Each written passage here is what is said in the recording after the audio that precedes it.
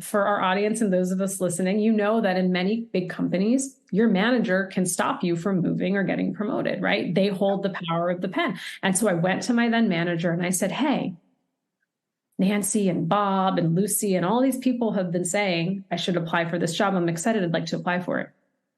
This is what he said to me. He said to me, Mita, you have 2 young kids at home. You can't do that job. That job requires a lot of travel. You need to focus on your kids. That's not the job for you. And this individual blocked me and took my name off the slate, blocked me from pursuing that job, which in large corporations happens. Yep. And I was so stunned. You know what I wish I had said to him, Nancy? I wish I had said, who gave you permission to slow down my career? Again, who gave you permission to slow down my career?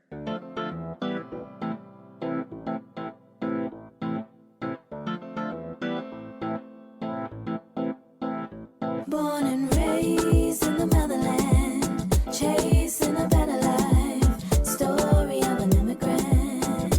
Concrete pastures. Concrete pastures.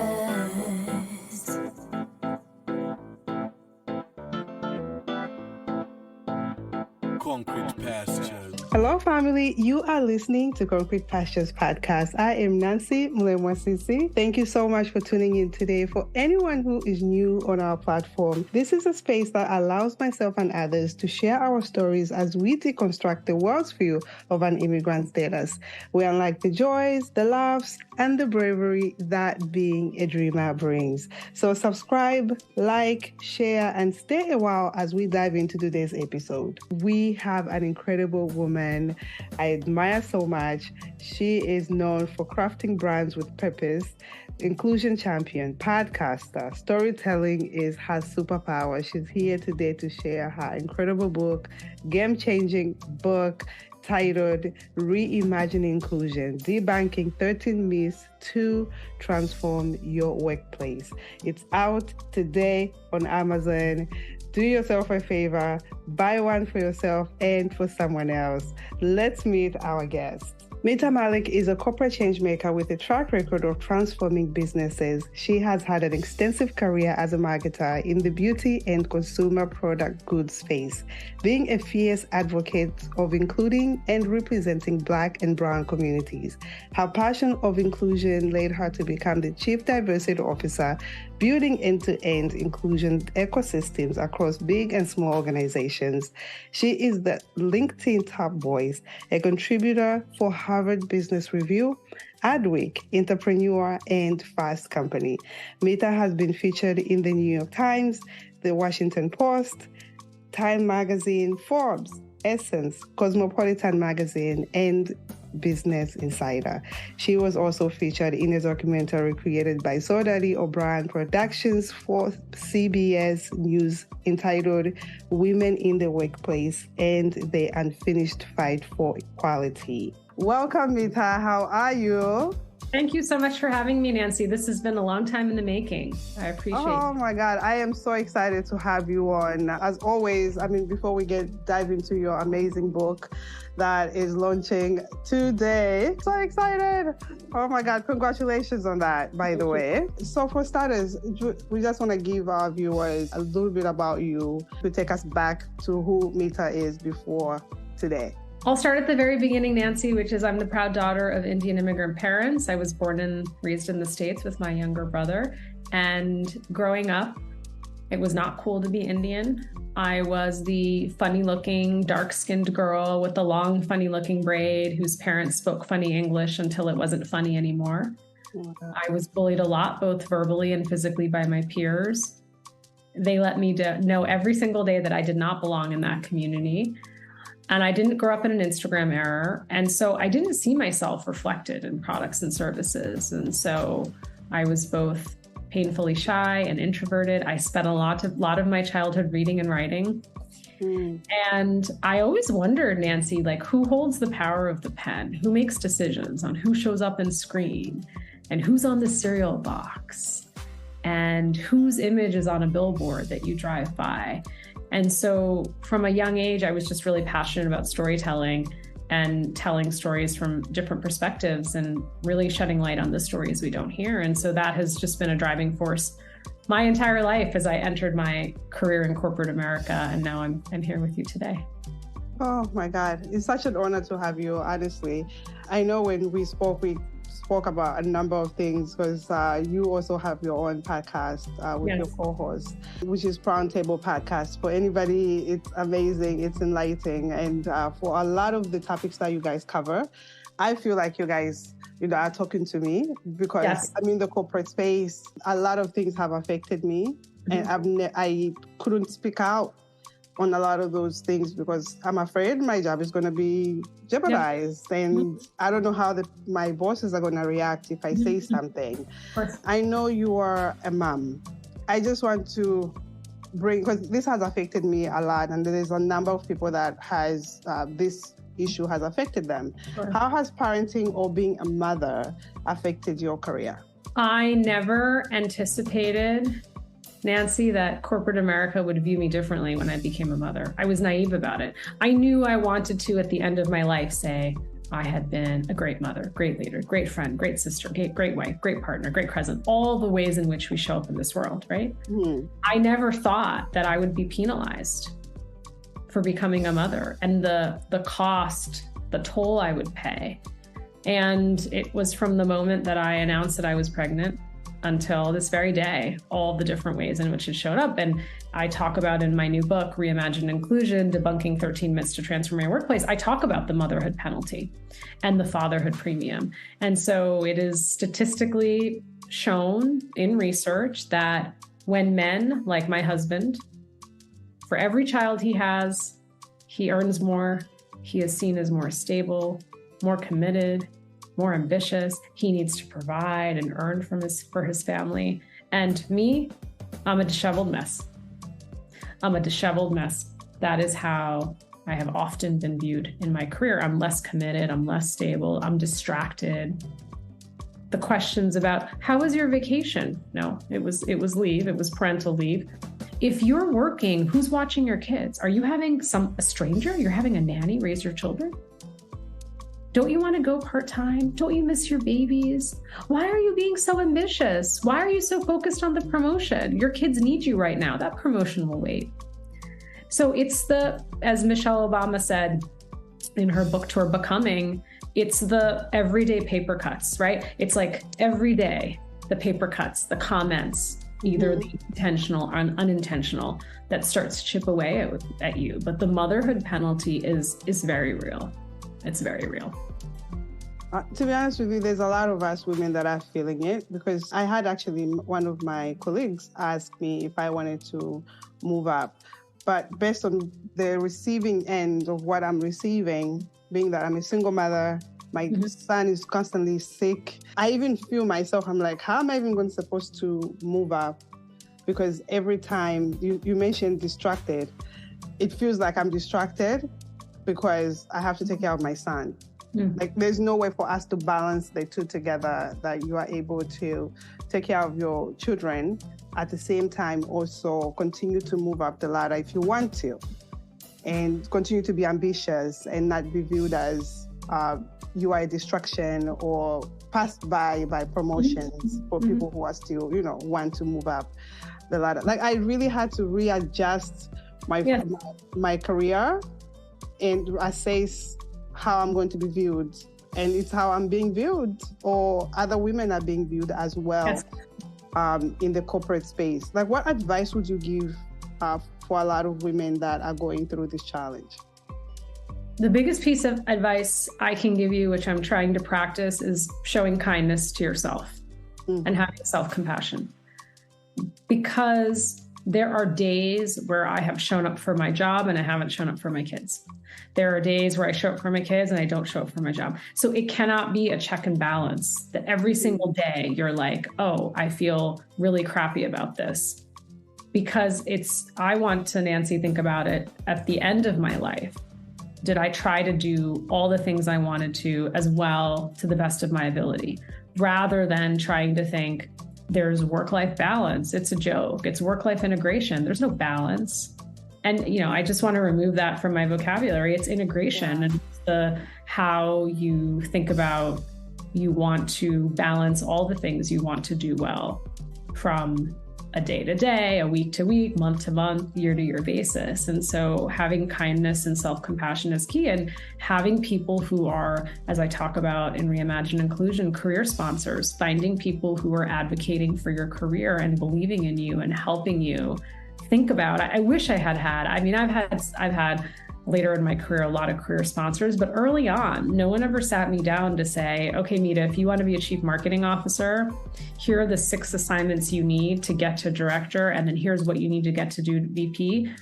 I was sort of just muddling my way through, taking this assignment, but no one ever coached me and guided me in that way. And so my advice is kindness and compassion for yourself, but also ask for help when it comes to your career. Ask for help at work to think about not just the short-term assignment, but what else do you need to do to be growing as a leader? What other assignments do you need to take? So I want to dive into your amazing book. What got you to write your book? My book has been in the making since I was born. My mother reminds me that when I could pick up a crayon, I started writing. I wanted to write. I had left undergrad and had 3 novels that were unpublished. Over the years, I tried to write, didn't have a lot of traction. Ended up going to graduate school because I thought, well, I can't be a writer and pay my bills. It's really hard, right? So I ended up getting an MBA in marketing, storytelling. I then ended up writing another nonfiction proposal, which went nowhere. I left graduate school a few years later. I wrote a 4th fiction novel, went nowhere. And then I buried the dream of writing. And there's a famous quote where they say, you bury the seed, you may have buried it, but it's just growing. It's waiting to come out of the ground when the time is right. And so I share all this with everyone listening, that I'm not an overnight success. You might look at me and see, wow, look at all the success she's had. No, it's been so many years in the making, so many rejections that redirected me to this book, which is a culmination of all the journaling I've done. But Nancy, I do a specific type of journaling, which is career journaling. So over the years, I've written down the highs and lows of my career, things I've been proud of, things I've struggled with, feedback I've gotten, things that have hurt and harmed me. And I decided to write this book because there's a lot of great books on leadership and inclusion right now, but I wanted to say the quiet parts out loud. What holds us back from making meaningful progress in our workplaces, and going back through my journals to say, yeah, these are the 13 things that I remember hearing in my career that I want really to interrogate, and for people to just realize these are not true myths. They're not true. And once you can sort of unlearn that, you can start to do the work that's needed. Do you mind sharing some of I know it's 13 of them, the myths, but do you mind sharing even like 5 with us? Yes. Because we want people to read the book. I already have it pre-ordered. Let me share this one. You might find this one interesting, Nancy. Myth 4, I'm all for diverse talent as long as they're good.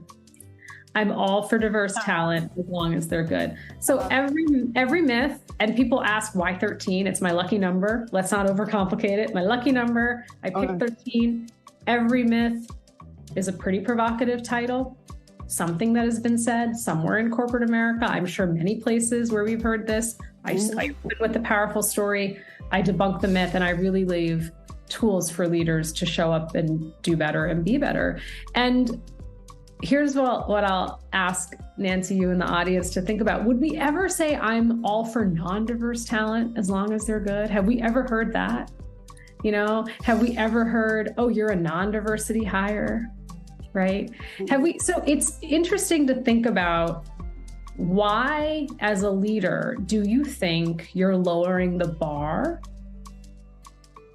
when you are hiring someone who doesn't look like you, act like you, think like you, or is not from your same community? And one of the questions I want to pose to anyone listening right now, and we do this quick exercise, is, Nancy, you're the CEO, and I was hired, the first woman of color to work on your exec team. And you have asked me to lead a troubled business.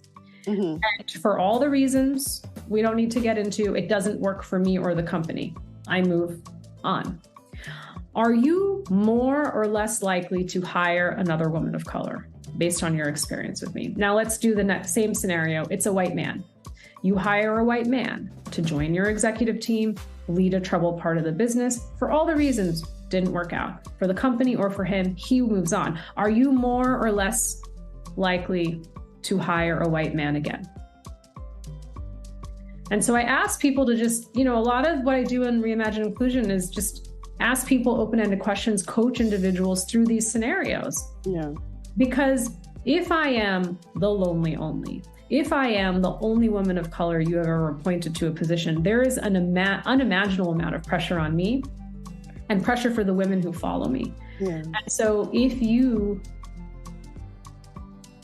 based on that one experience, decide, right, that all women of color and women of color talent, and that makes you less reluctant to hire a woman of color again, that's what you need to really be interrogating. Because I believe, based on my experience, that scenario would not be true if we were talking about if the executive was a white man. But Mita, you bring up a really good point. This is what happens in our corporate space. Yes. That they make the decisions based on whoever is first. So let's say the same example that you gave. I'm the only Black person African person hired in our community, which is actually true, in our community. Based on how I perform, it determines they're going to hire the second person or not. How do we avoid that? How do leaders avoid that? By hiring, developing, and promoting more Black women. That's it, full stop. Because what happens is when we have limited exposure to any community, we start to stereotype. It's how our brains work, right? Mm-hmm. And so you need to have access to a diverse pipeline, a diverse network. Our journey to be inclusive leaders is we have to continue to build relationships with people who don't have our lived experience. That's the only way we will develop and grow as leaders. And so in any of those situations, it happens because you have limited or no exposure. I talk a lot about in this myth, it's a pipeline issue. Mm-hmm. Not Canada, there's pipeline. So, okay, is it a pipeline issue, or did you create the pipeline issue, or do you just not know enough talent in the marketplace? Based on your limited network, you think it's a pipeline issue. So I ask people to interrogate that. One of the other myths that I know you'll really enjoy is, of course, we support women. We just extended maternity leave. That one is a touchy. It's touchy for me. For a lot of women, let me not even say me. It's for a lot of women because a lot of our performance is based on that. Like, I remember going on leave and coming back not getting the rating that I expected to get, and that affected my bonus. Mm-hmm. And I was in an organization where your bonus was at the end of the year. Yes.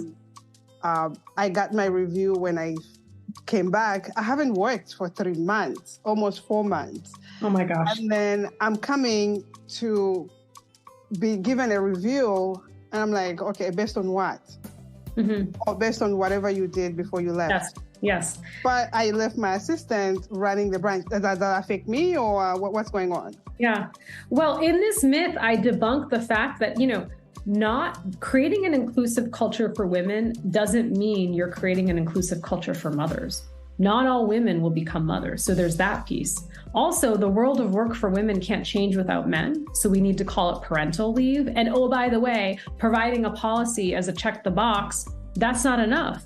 And one of the things, your story is my story is our stories. Yes. After having my daughter, I came back to a company where I had taken, the allotted amount of time. It was 6 months I took off.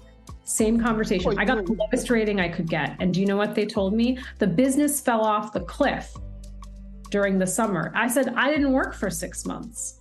I don't understand how I'm being penalized. So one of the things I ask people to watch out for is many companies will rank performance on a forced bell curve.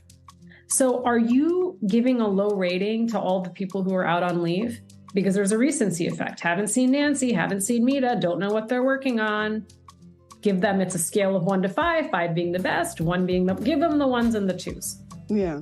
And so one of the things I would argue, and I argue in this book, is that it is your job as a leader to check in with people before they're going out on leave. So Nancy's going out on leave. My job is to check in with her and say, okay, I know you're going to be going on leave next week or the week after. I want to sit down and talk to you about your performance here to date, right? So give the feedback, talk about what's been accomplished. And so when you come back from leave, you're not being penalized and you're not surprised because you've had a really clear discussion on where you stand. And then you can go back to that and say, Mita, you just gave me the lowest possible rating, but this is the conversation we had 3 months ago. I have it, and this is, well, you said I was on track, meeting all my metrics. So these two things don't match.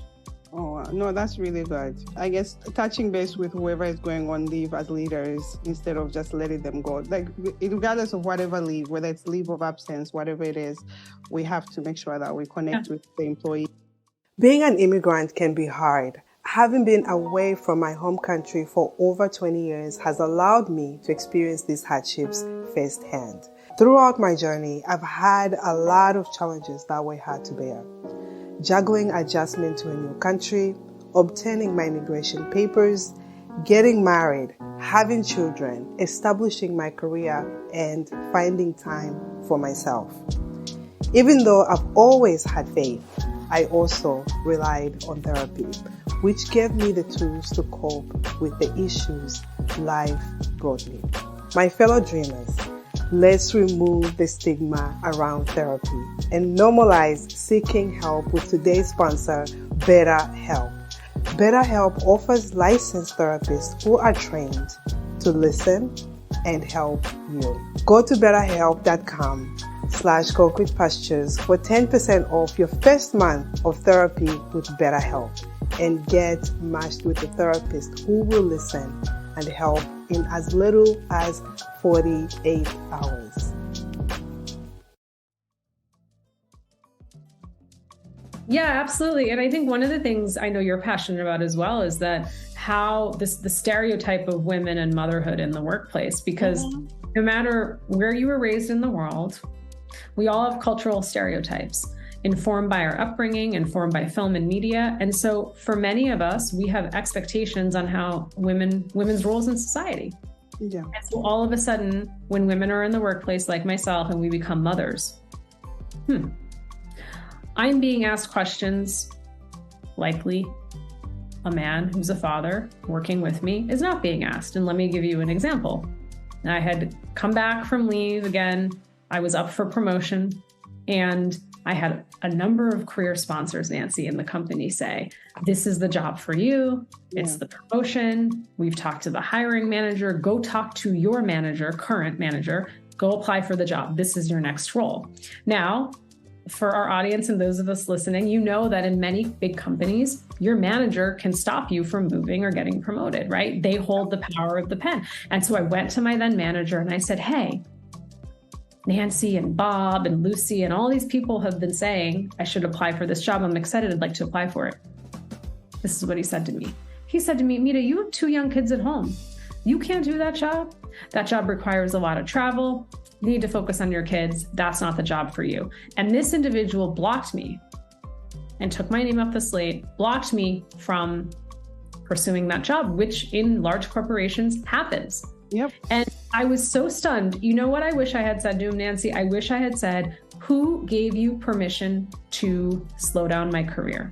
Again, who gave you permission to slow down my career? And I wish I had had that courage to say that years ago, because you can't make decisions based on what you think you know about people. Yeah. You have to ask them what their career wishes are and how you can help support them. And so I really hope people think about that question. Who gave you permission to slow down my career? How dare I slow down Nancy's career? Because I think she's a single mother, or she does this or that, or whatever she's revealed to me, or I know about her. How dare I do that? How dare I do that? That's really powerful. Do not allow anyone to take away your power, and don't give permission to anyone to take away that ambition that you have. I think finding different ways on how to respond to that, really, really powerful. I like that. I really do. Anything else? What's the third one? Okay, third one. This one's getting a lot of buzz. I'm going to be interested to hear what you say. This myth is, why are you asking for a raise? You and your husband make more than enough money. Why are you asking for a raise? You and your husband make more than enough money. Another true story. So in this myth, I talk about our cultural relationship with money. I talk about the fact that I was raised not to talk about money. You talk about where you live, what you drove, where you went on vacation. It was considered bragging, it was considered rude, it was considered impolite. And so then I'm in the workforce, negotiate, ask for more. You're like, how do I do this? You're not supposed to talk about money. But in the years since then, I have really worked hard to learn how to negotiate, how to show up in conversations about compensation. I've worked really hard. And so one of the myths that is out there is that white women and women of color don't negotiate. And actually, oftentimes we do negotiate. And when we do negotiate, we're gaslit, minimized, and dismissed. And so in this, again, true story, I had gone to a former manager. I knew that people had been externally being hired, had been promoted within the team. I knew that I was being underpaid.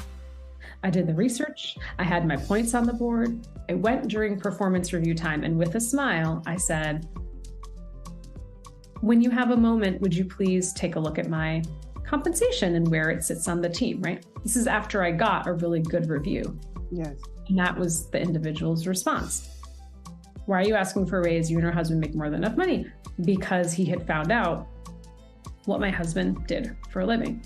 And again, I wish I had had the courage to say, what does my husband's job have anything to do with the value I bring to the company? But Nancy, these are the things that are happening quietly behind the scenes. There will be comments like, Mita's a single mother. She's the primary breadwinner. You don't need to give her a retention bonus. She's not going anywhere. Mita's getting a 5% increase. Make that 2%. Her husband, Jim, is in sales and he's killing it. Did you see that Mita wears a Birkin bag to work every day? She's not here for this job. You don't need to give her that big of a bonus. And so these are the ways in which we judge women on what we think their home life is, what role they play in their families, what they're wearing to work, and decide to pay them less. And I recently was talking to a girlfriend about this story. I was up for a pay review, Nancy, years ago, and I was going to a leadership offsite. And I'll never forget, I like my jewelry. I like nice jewelry. I did not wear any of my nice jewelry. And my husband said, well, why aren't you wearing your wedding ring to the offsite? And I said, I don't want them to have any reason to pay me less. And my girlfriend said to me, yep, you keep the logo bags at home, keep the nice stuff at home. And this is exhausting mental games that you have to pay. Like I say, you have to play. I don't have the privilege to wear a hoodie to work, but then I show up in a Chanel jacket. She makes enough money, but you don't even know if that was a gift from a friend, It doesn't matter. It doesn't matter, because you know what? If my husband shows up in a Gucci suit, in nice shoes, in an expensive Rolex on, he's attracting money, right? No one's saying to him, oh, because you wear Rolex, we're going to pay you less. Yeah. And so I really want leaders to think about, what is it that triggers me if Nancy comes and asks for her compensation to be reviewed? Why is that triggering? Why do I think she should be grateful? I pay her enough. Why is she asking for more? Versus, let's say, I'm going to pick on Jim. I don't know a Jim, but a Jim asks me, am I triggered in the same way? Or I'm like, oh, good for him for asking. Oh yeah, he just had a second kid, so should really review his pay. I was on pause, Nancy. Did I stump you? You did. You definitely did. Because for a lot of women, I think we've always had a hard time, especially in my African community, we have a hard time asking for raises, speaking up in terms of, people have made us feel like they're doing us a favor. Say that part again. Yes. Yeah, people have made us feel like they're doing us a favor. Meanwhile, we deserve it. And I think that's where the challenge comes in as, okay, we actually start to embrace that, oh yes, they're doing me a favor. Let me go correct It's how, like, you strategize on how to even go about it. Yeah, absolutely. And, you earned it. You don't deserve it. You deserve it and you earned it. But here's the thing I think I've been trying to unpack as the proud daughter of Indian immigrant parents is that this idea of you should be thankful, you should be grateful, because my parents came to this country not knowing anybody. My dad left a family of 10 siblings, my mom a family of 9. They were in survival mode.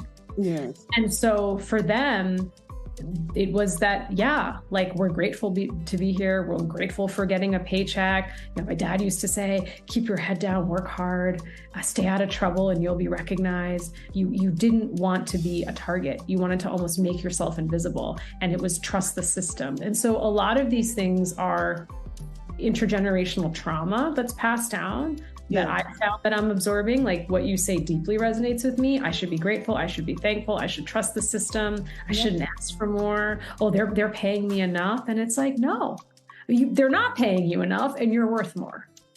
And you're worth more than that.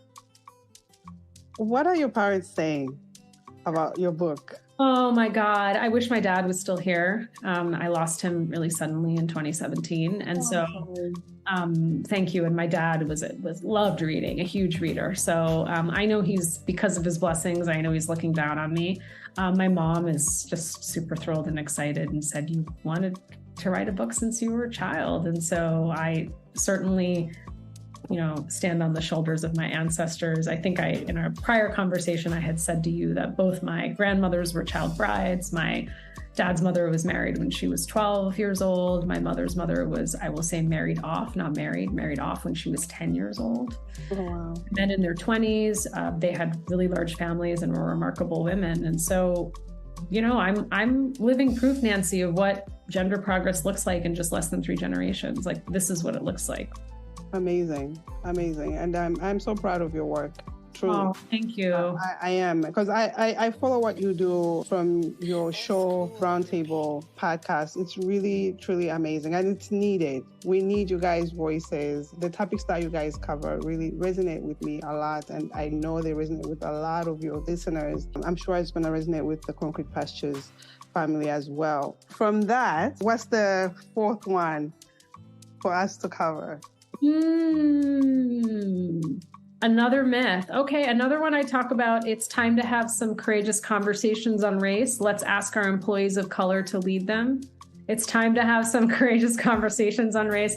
Let's ask our employees of color to lead them. Nancy, I can't wait for you to read this book. I can just feel your energy through the screen. Yeah, I mean, I'm spilling some tea. If you love the Brown Table Talk podcast, you're going to love this book. Let me just say that. No, I really love it. I really love it. Just from the 4 minutes that you just sharing, and from the moment we spoke, you and I connected. I'm like, listen, I love the energy you guys give on Brown Table. I'm like, yes, that's exactly what I went through. Yes, So, wow. Okay. Yeah. And what I really talk about in that book is our employee resource groups are not our diversity, equity, and inclusion strategy.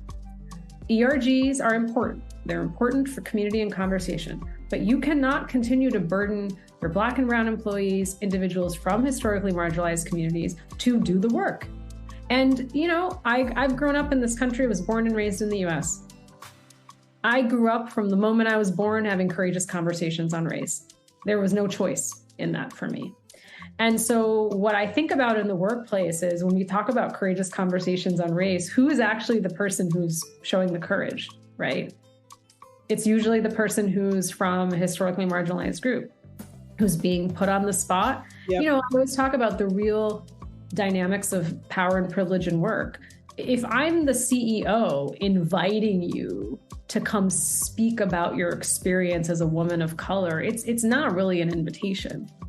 You likely, in that role, don't have an opportunity to say no because of the power dynamics. And so why do we continue to put paint on display in our workplaces? Another shooting of an unarmed Black American. Oh, let's gather our Black employee resource group, ask them how they're feeling. Another anti-Asian hate crime. Let's gather Yeah. Or American employee research group. And so, but why? Why do we do that? And so what I really ask people to think about is, storytelling, as you can tell, I'm so passionate about storytelling. It's one of the oldest forms of how we communicate as humans. And at what cost do you need to go to a primary source to hear that story, right? I run up to the only Black colleague at work. What did you think about what happened in the news last night? And what you don't understand is that, first of all, it's not appropriate if you don't know that person. But second, you are like re-traumatizing that person. Yeah, I was going to say that. There's generational trauma, right? You're re-traumatizing that person. And so that's why Google is your best friend. There's so much content out there right now. If you really, like I say, I'm on an ally to be a journey to the Black community. Only my Black friends and colleagues can tell you if I'm an ally. I can't say that. Only they can tell you. But it's my job to educate myself. It's not my job unless I have really safe relationships, really trusted, meaningful relationships with Black friends and colleagues that I can have these conversations with. But it's my job to educate myself. It's not their job to educate me. Well, no, well said. Really well said. On top of that, you've been in a lot of spaces.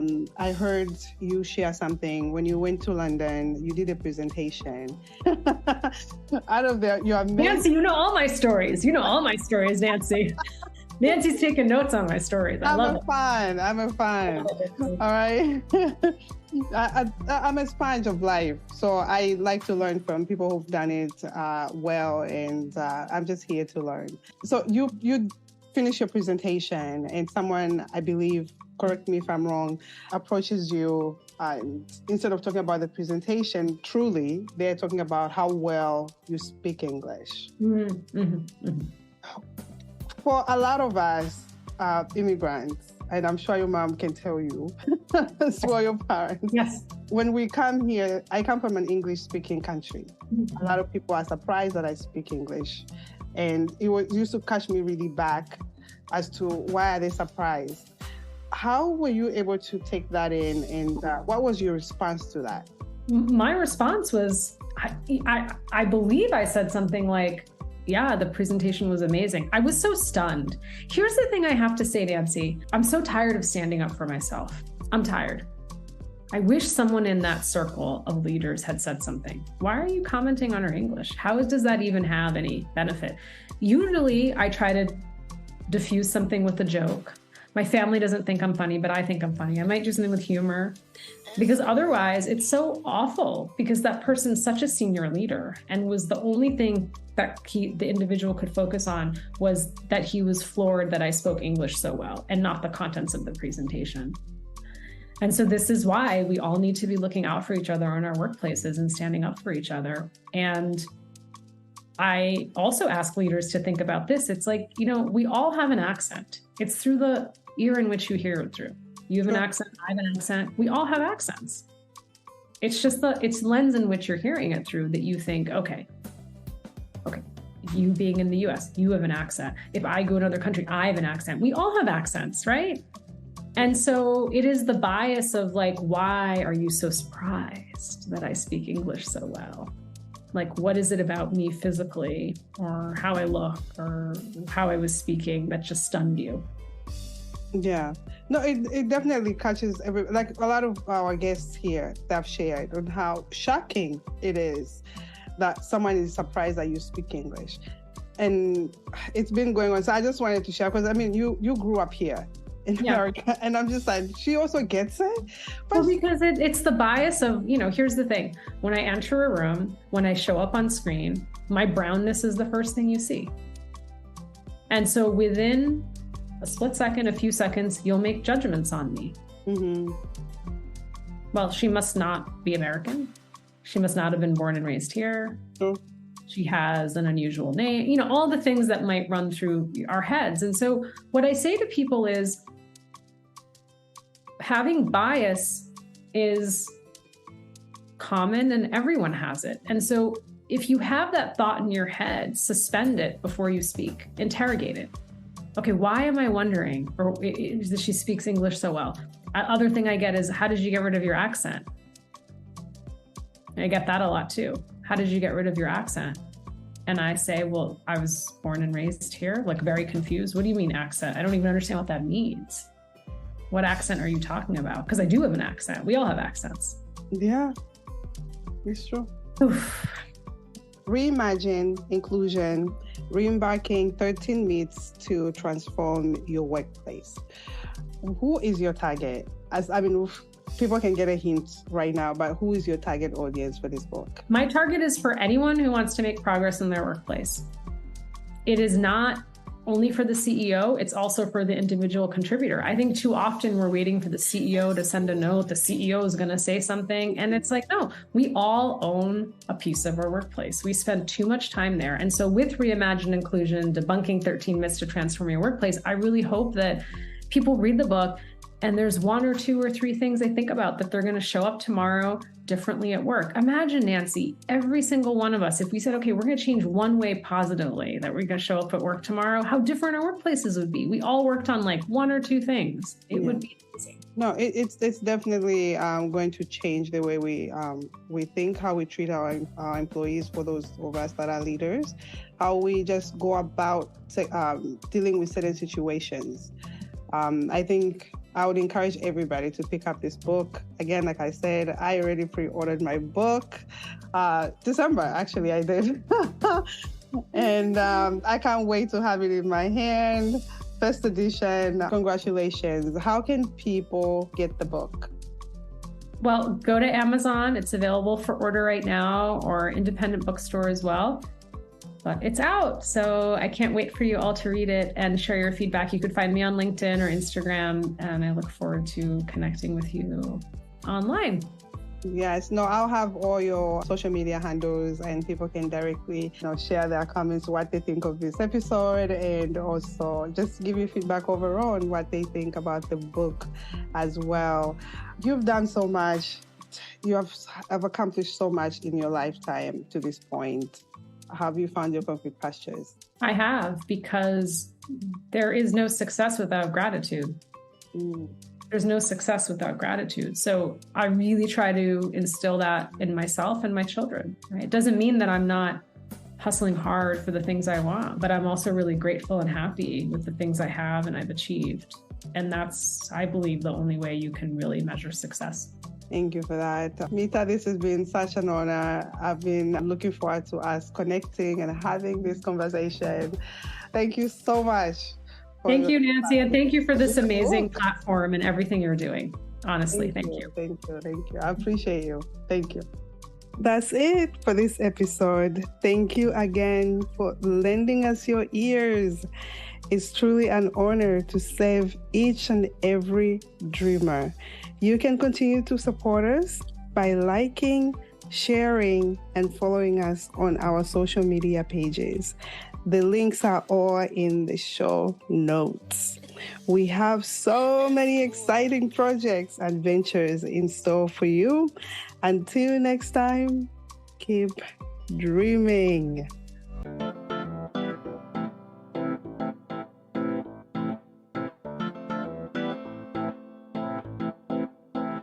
Born and raised in the motherland, chasing a better life. Story of an immigrant.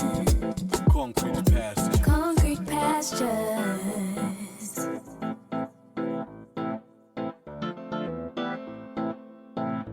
Concrete pastures.